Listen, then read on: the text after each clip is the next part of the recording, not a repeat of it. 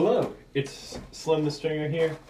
My last one piece around the world video didn't work out so well. I ran into some technical difficulties with the filming. So today I'm going to give it another shot and show you how to do a one piece around the world string pattern on this Yonex racket. I'm stringing on my Wilson Bayardo and I'm using Luxlon Savage 127.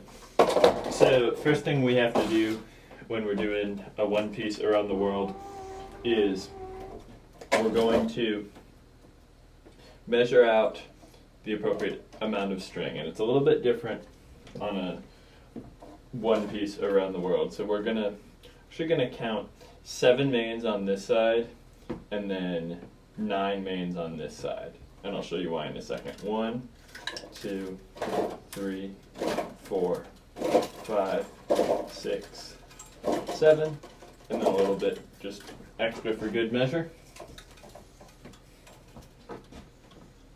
And then, so this is going to be our short side here on whichever side of the racket you choose. My short side happens to be on my right side. And then I'll clamp, as usual, as close to the grommet as possible. A starting clamp on. Now on the other side, I've got 1, 2, 3, 4, 5, 6, 7, 8, 9, 10. And now, so we've got all of the string for the mains measured out now. And then we'll do the same thing for the crosses, but I'll just sort of roughly guess. Give it 18 feet or so.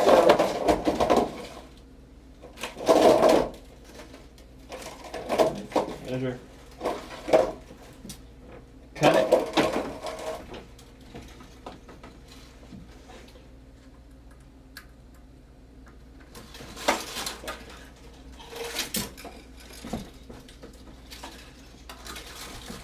And we're good to go. Now, the purpose of this, when you're doing an around the world pattern, it's called an around the world because you go around the racket in a sort of unique fashion.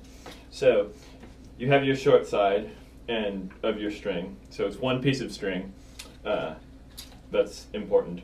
So one piece of string where one side of it, the short side, does, and this is I should mention this is a 16 by 19 string pattern. One side does 7 mains, and then one side does all of the mains on the other side, and then you'll loop around and do the last main on the side that you didn't, on your short side. So you actually use your long side to finish up your short side, if that makes sense. It will become more clear when I get to the point where I do that. But at the start, it's just like stringing any other racket with any other pattern. Stringing the mains, I'm at 55 pounds on the mains, 53 pounds on the crosses.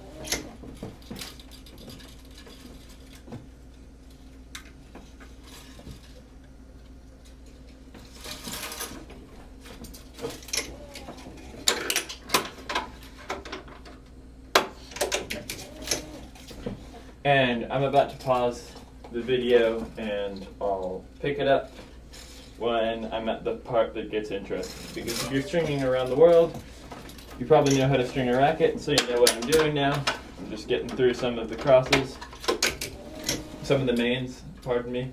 So once I get to 7 mains on my short side and 7 mains on my long side, so all but one of the grommets for the mains has a string in it, I will resume and show you, because that's where it gets a little tricky.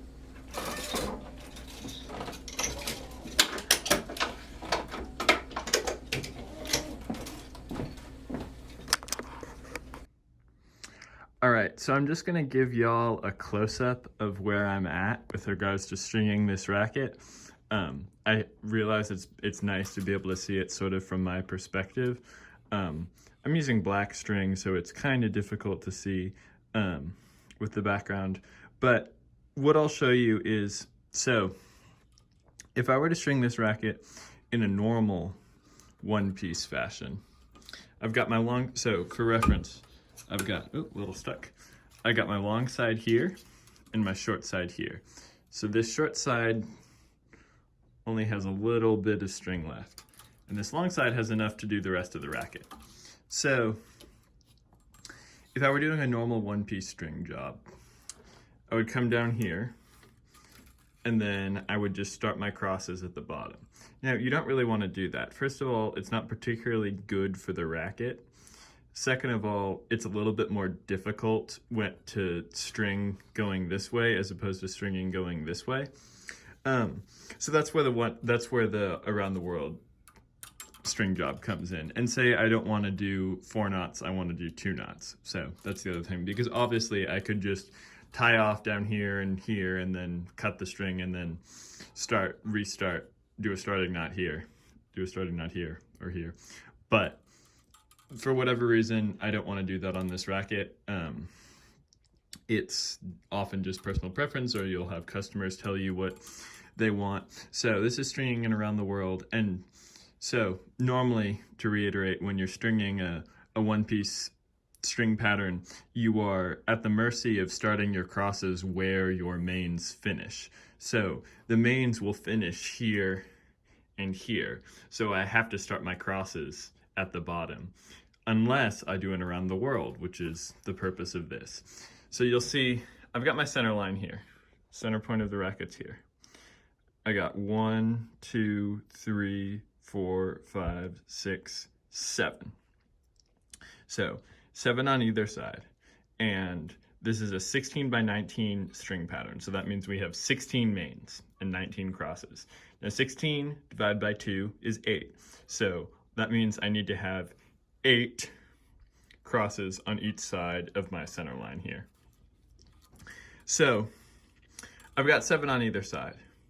Now, so what I'm gonna do is actually tie off my short side with 1 fewer mains than the racket actually calls for.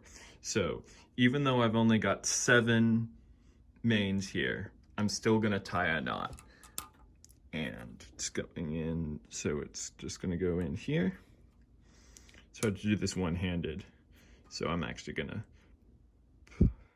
pause the camera. All right, so I just tied a knot here, and as you can see, I was able to release my clamp. So this is under tension, and this short side is done. So I'm actually gonna go ahead and clip this string to get it out of the way.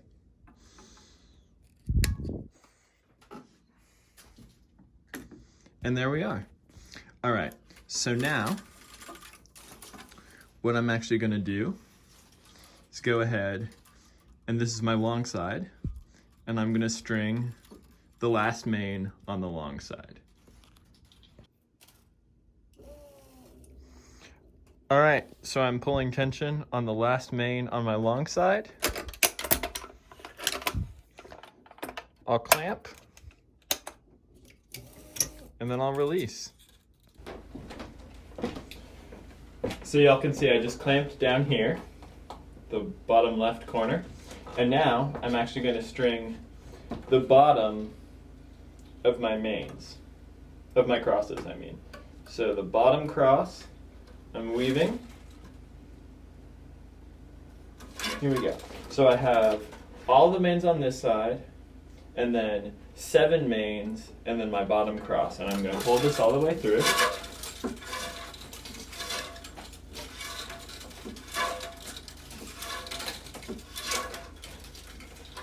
Pull this through, and then I'm going to go ahead and pull tension on it. And I can release this clamp, then pull tension down here. So I'm clamped here, the string is going here, it's making a 90-degree angle, and it's coming here. And now, I'm actually going to come back up to the top. So I'm going to do my final main on my short side with my long side, if that makes any sense.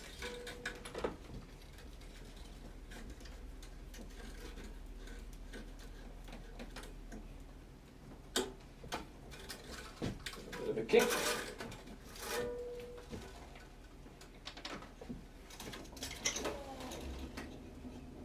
Now I can release tension on my bottom cross.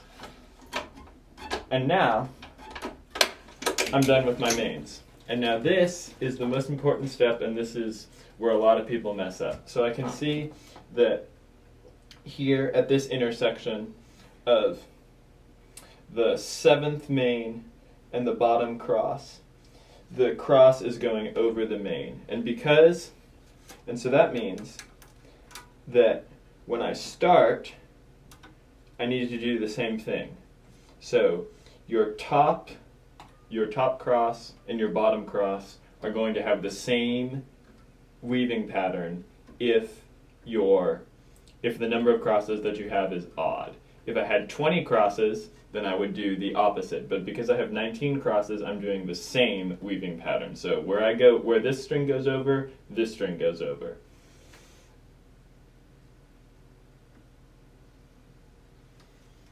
And it says down here that it's a 16 by 19. I just had to double check that because I've been saying that and need to make sure. So you're going to make sure that this is the same.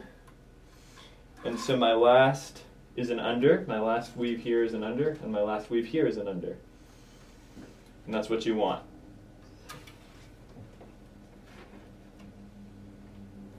You want to match your top cross, the weave pattern of your top cross, to the weave pattern of your bottom cross. Now we can pull tension.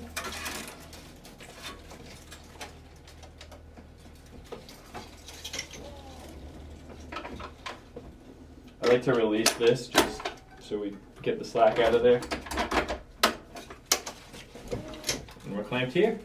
And then the rest of it, we just go down and string like a regular racket.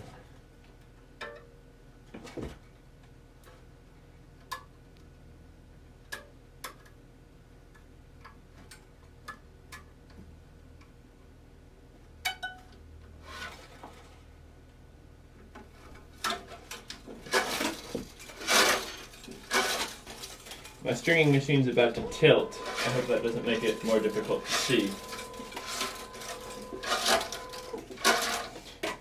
And you still want to string one before, so even though I haven't pulled tension yet on this string, I'm still going to string up the next one.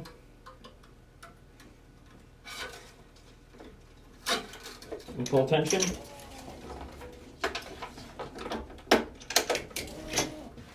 And you just keep going.